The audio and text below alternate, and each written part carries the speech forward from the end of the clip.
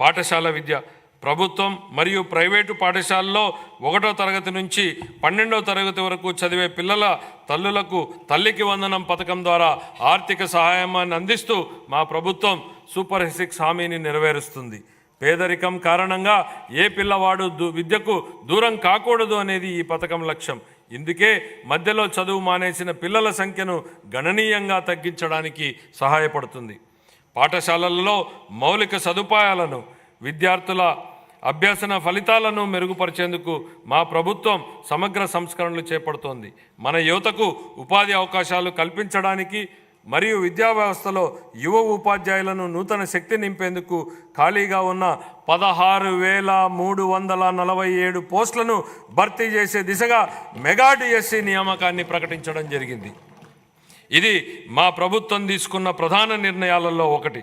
ముఖ్యమైన పథకాలకు ప్రముఖ విద్యావేత్త సర్వేపల్లి రాధాకృష్ణన్ మరియు సామాజిక కార్యకర్త శ్రీమతి డొక్కా సీతమ్మ గారి పేర్లను మా ప్రభుత్వం పెట్టింది. ఉపాధ్యాయుల బోధనపై మరింత దృష్టి పెట్టేందుకు వీలుగా అవసరమైన యాప్లను తొలగించడం ద్వారా ఉపాధ్యాయులపై యాప్ల భారాన్ని తగ్గించడం జరిగింది. ఇంటర్ విద్యార్థులకు ఉచితంగా పాఠ్యపుస్తకాలు మరియు బ్యాగులు అందించడం జరిగింది. 2024-25 ఆర్థిక సంవత్సరానికి గాను పాఠశాల విద్యాశాఖకు 29,909 కోట్ల రూపాయల కేటాయింపును ప్రతిపాదిస్తున్నాను. ఉన్నత విద్య స్వర్ణాంధ్ర విజన్ 2047లో భాగంగా మా ప్రభుత్వం రాష్ట్రంలోని అన్ని విశ్వవిద్యాలయాలను బలోపేతం చేయడానికి, ఖాళీగా ఉన్న పోస్టులను భర్తీ చేయడానికి జాతీయ సంస్థాగత స్థాయి చట్రంలో అత్యున్నత స్థాయి విశ్వవిద్యాలయాలుగా అవతరించడానికి చొరవ తీసుకుంటోంది. అమరావతి, తిరుపతి మరియు విశాఖపట్నంలో కనీసం 3 విజ్ఞాన నగరాలను ఏర్పాటు చేయాలని మా ప్రభుత్వం లక్ష్యంగా పెట్టుకుంది. నాణ్యమైన విద్యకు అత్యంత నైపుణ్యం కలిగిన అధ్యాపకులు అవసరమని గుర్తించి వచ్చే 3 ఏళ్లలో 18,000 మంది అధ్యాపకులకు శిక్షణాభివృద్ధి కార్యక్రమాలను ప్రతిపాదించడం జరిగింది.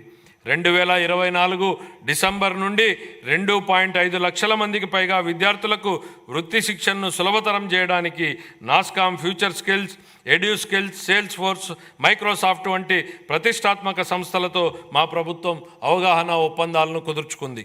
సమాచార సాంకేతిక మరియు ఆధారిత రంగాలు, బ్యాంకింగ్, ఆర్థిక సేవలు, బీమా సేవలు, వనరులను సమకూర్చే సేవలు, చిల్లర వర్తకము మరియు ఆరోగ్య సంరక్షణ వంటి వివిధ రంగాలలో 5,000 రూపాయల నుండి 15,000 రూపాయల మధ్య వేతనాన్ని అందించే అప్రెంటిస్షిప్తో కూడిన డిగ్రీ విద్యను మా ప్రభుత్వం ప్రవేశపెట్టింది. 2024 ఆర్థిక సంవత్సరానికి గాను ఉన్నత విద్యాశాఖకు 2,326 కోట్ల రూపాయల కేటాయింపును ప్రతిపాదిస్తున్నాను. ఆరోగ్య సంరక్షణ పౌరులకు సరసమైన మరియు నాణ్యమైన ఆరోగ్య సంరక్షణ సేవలను సకాలంలో అందించడం మా ప్రభుత్వం యొక్క మొదటి ప్రాధాన్యత. అందరికీ ఆరోగ్యం లక్ష్యంగా మా ప్రభుత్వం ఆరోగ్య రంగంలో సమగ్ర సంస్కరణలు చేపడుతోంది. హృదయ సంబంధ వ్యాధులు పెరుగుతున్న దృష్ట్యా అవసరమైన పరికరాలు మరియు మానవ వనరుల శిక్షణ అందించడం ద్వారా స్టెమీ ప్రోగ్రాంని ప్రారంభించాలని యోచిస్తున్నాం. రాష్ట్ర వ్యాప్తంగా సమగ్ర క్యాన్సర్ స్క్రీనింగ్ కార్యక్రమాన్ని ప్రారంభించడం ద్వారా క్యాన్సర్ కేసులను గుర్తించి వైద్య కళాశాలల్లో వైద్యం కోసం చేరే సౌకర్యాన్ని కల్పించింది.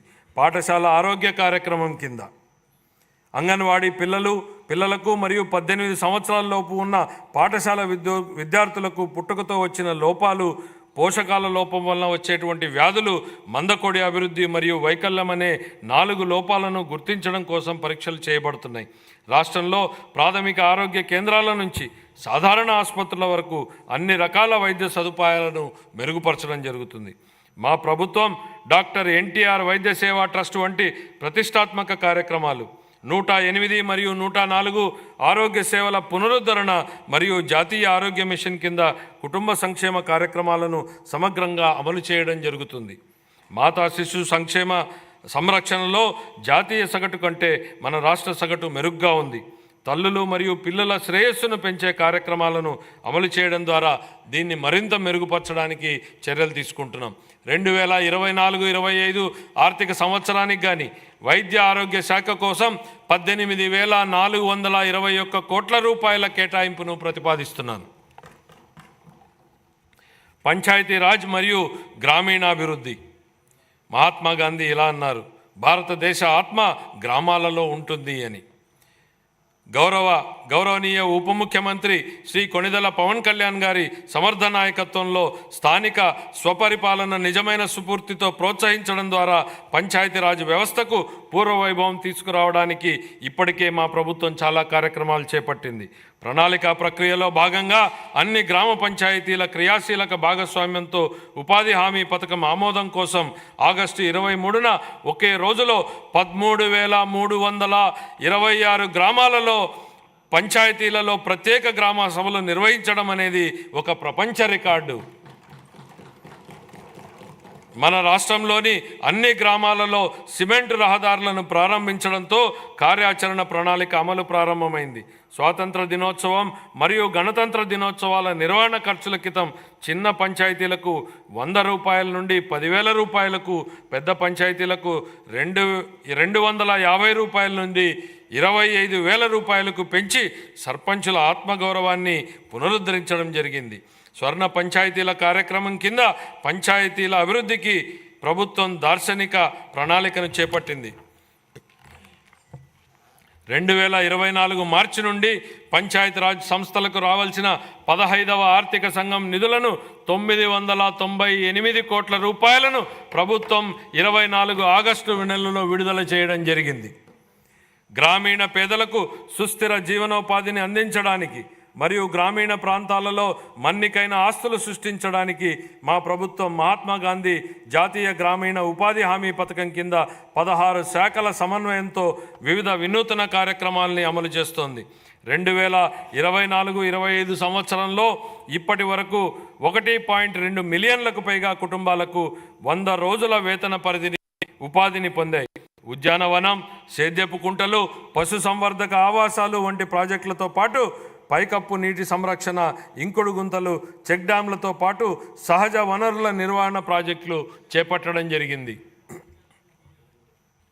గ్రామీణ ప్రాంతాలలో ప్రతి పేద కుటుంబాన్ని పేదరికం నుండి బయటపడేట్లు చేసేందుకు మా ప్రభుత్వం కట్టుబడి ఉంది. ప్రధానమంత్రి ఉపాధి కల్పన కార్యక్రమం, ప్రధానమంత్రి సూక్ష్మ ఆహార సంస్థల అధికారీకరణ, ప్రధానమంత్రి స్వనిధి పథకం మరియు ప్రధానమంత్రి విశ్వకర్మ వంటి వివిధ కేంద్ర ప్రభుత్వ రాయితీ పథకాలతో అనుసంధానం చేయడం ద్వారా స్వయం సహాయక బృంద సభ్యుల జీవనోపాధికి మా ప్రభుత్వం కార్యక్రమాల మద్దతును ఇస్తున్నాయి. ఈ వినూత్న కార్యక్రమాల అమలు ద్వారా స్వయం సహాయక బృంద సభ్యులు ఆదాయాన్ని పెంచడంతో పాటు అనధికార ఉపాధి అవకాశాలను పెంచడం కూడా మా ప్రభుత్వం లక్ష్యంగా పెట్టుకుంది. అదనంగా ఓపెన్ నెట్వర్క్ డిజిటల్ కామర్స్ను ప్రోత్సహించడం ద్వారా మా ప్రభుత్వం స్వయం సహాయక బృంద మహిళలకు వారి వ్యాపారాలను విస్తరించుకోవడానికి వీలు కల్పిస్తోంది. వారి ఉత్పత్తులను మార్కెట్లకు చేర్చడానికి విస్తృతంగా అవకాశాలను కల్పిస్తూ మరియు వారి అమ్మకాల సామర్థ్యాన్ని మెరుగుపరచడంలో ఇది వారికి ఉపయోగపడుతుంది. ఈ వ్యూహాత్మక విధానంలో ఆర్థిక సహాయం, నైపుణ్యాభివృద్ధి మరియు డిజిటల్ అవుట్రీచ్ల మిళితం అవడం వలన స్వయం సహాయక బృంద సభ్యులు స్థిరమైన ఆదాయాభివృద్ధిని పెంచుకోగలుగుతారు. ఆంధ్రప్రదేశ్ గ్రామీణ రహదారుల అనుసంధాన ప్రాజెక్టు ద్వారా 1,574 పనులను పూర్తి చేయడం జరిగింది. ఈ ప్రాజెక్టు 2,134 ఆవాసాలను 2,855 కిలోమీటర్ల రహదారులతో కలుపుతుంది. అదనంగా 164 రహదారులు మరియు వంతెనల ప్రాజెక్టులు కూడా కొనసాగుతున్నాయి. 2024 ఆర్థిక సంవత్సరానికి గాను పంచాయతీరాజ్ గ్రామీణాభివృద్ధి శాఖకు 16,739 కోట్ల రూపాయల కేటాయింపును ప్రతిపాదిస్తున్నాను. పట్టణాభివృద్ధి. గత ప్రభుత్వ హయాంలో పట్టణ ప్రాంతాలు తీవ్ర నిర్లక్ష్యానికి గురయ్యాయి. రాష్ట్ర వ్యాప్తంగా పురపాలక సంఘాలలో పారిశుద్ధ్యం లోపించింది మరియు వ్యర్థాల నిర్వహణ లోపం వలన టన్నుల కొద్దీ వ్యర్థాలు మరియు పూడిక పేరుకుపోయాయి. మా ప్రభుత్వం ప్రణాళికాబద్ధంగా సుస్థిర పట్టణాభివృద్ధికి కట్టుబడి ఉంది. విశాఖపట్నం, కాకినాడ, విజయవాడ, గుంటూరు, తిరుపతి, కర్నూలు తదితర ప్రధాన నగరాలను అభివృద్ధి చేయనున్నాం. 50,000 నుంచి 99,999 మంది జనాభా ఉన్ని 2వ తరగతి పట్టణాలకు భౌగోళిక సమాచారక వ్యవస్థ GIS ఆధారిత బృహత్తర ప్రణాళికలను రూపకల్పనకు శ్రీకారం చుట్టడం జరిగింది. అమృత్ 2 కింద జలవనరుల పునరుద్ధరణ, మురుగునీటిని శుద్ధి చేసి తిరిగి వినియోగించుకోవడం, వర్షపు నీటి సంరక్షణతో పాటు ప్రజలందరికీ సురక్షిత నీటిని సరఫరా చేయాలని మా ప్రభుత్వం భావిస్తోంది. అన్ని పట్టణ ప్రాంతాలలో పట్టణ మౌలిక సదుపాయాలు మరియు అత్యవసర సేవలకు సేవా స్థాయి ప్రమాణాలను సాధించడానికి ప్రణాళిక రూపొందించబడ్డాయి. 5 ఏళ్లుగా కనుమరుగైన రాష్ట్ర కళల రాజధాని అమరావతి నేడు రూపుదిద్దుకుంటోంది. ప్రపంచ స్థాయిలోనే అత్యుత్తమ మౌలిక సదుపాయాలు, పెట్టుబడులు మరియు ఉద్యోగాలకు ప్రపంచ స్థాయి గమ్యస్థానంగా అమరావతి మారబోతోంది. అత్యంత నివాసయోగ్యమైన, సమర్థవంతమైన మరియు సుస్థిరమైన హరిత నగరంగా అమరావతిని తీర్చిదిద్దేందుకు మా ప్రభుత్వ ప్రణాళికలు దోహదపడ్డాయి. రాజధాని నగరంలో మౌలిక సదుపాయాలు అభివృద్ధి చేయడానికి మా ప్రభుత్వం కేంద్ర ప్రభుత్వం ద్వారా బహుళ పాక్షిక నిధుల సంస్థల నుండి 15,000 కోట్ల రూపాయల నిధులను పొందడం, పట్టణ ప్రాంతంలో నివసిస్తున్న నిరుపేదలకు సరసమైన ధరలకు ఆహారాన్ని అందించడంతో మా ప్రభుత్వం మొత్తం 123 పట్టణ ప్రాంతాల పరిధిలో 204 అన్నా క్యాంటీన్లను ఏర్పాటు చేయడం జరిగింది. గ్రామీణ ప్రాంతాల్లో కూడా 158 అన్నా క్యాంటీన్లను ఏర్పాటు చేయడానికి ప్రణాళికలు సిద్ధం చేయడం జరిగింది. 2024-25 ఆర్థిక సంవత్సరానికి పురపాలక పట్టణాభివృద్ధి శాఖకు 11,490 కోట్ల రూపాయల కేటాయింపును ప్రతిపాదిస్తున్నాను. గృహ నిర్మాణం 2029 నాటికి అందరూ ఇళ్లు నిర్మించి ఇవ్వాలన్న మా ప్రభుత్వం కృతనిశ్చయంతో ఉంది.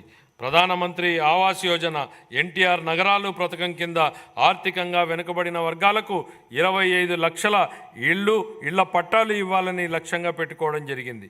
ఈ నిర్ణయం ఆర్థికంగా వెనుకబడిన వర్గాల సంక్షేమ కార్యక్రమానే కాకుండా రాష్ట్ర ఆర్థిక కార్యకలాపాలకు కూడా ఊతమిస్తోంది. ఈ కార్యక్రమం కింద ఇంటి స్థలాన్ని కానీ, పక్కా ఇళ్ళు లేని వారికి ఇళ్ల స్థలాల పట్టాలు మంజూరు చేయడం జరుగుతుంది.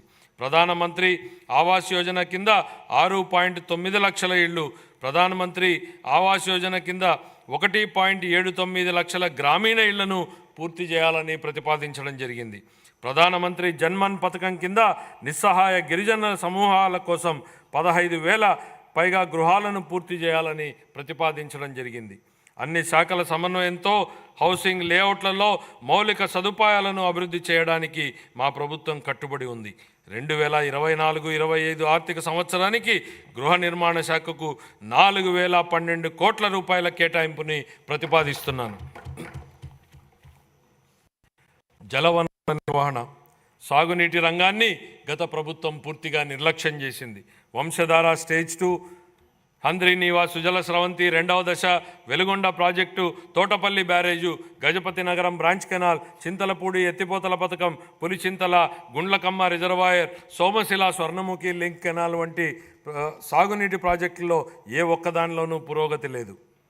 పోలవరం విషయంలో కేంద్ర జలశక్తి మంత్రిత్వ శాఖకు చెందిన పోలవరం ప్రాజెక్టు అథారిటీ సలహాలను పట్టించుకోకుండా నిర్మాణ కీలక దశలో ఉన్నప్పుడు ఏజెన్సీని హఠాత్తుగా మార్చడం వలన డయాఫ్రమ్ గోడ కూలి ప్రాజెక్టు నిర్మాణంలో తీవ్ర జాప్యం జరిగింది. ప్రాజెక్టు ప్రయోజనాల కోసం ఏళ్ల తరబడి ఎదురు చూస్తున్న ఆంధ్ర, ఉత్తరాంధ్ర మరియు రాయలసీమ వాసులకు ఈ జాప్యం కలవరపెడుతోంది. మా ప్రభుత్వం సాగునీటి రంగానికి అధిక ప్రాధాన్యతనిస్తూ ప్రతి పొలానికి నీటిని తీసుకెళ్లాలనే లక్ష్యంతో సమగ్ర నూతన జల విధానాన్ని రూపొందించడం జరుగుతోంది.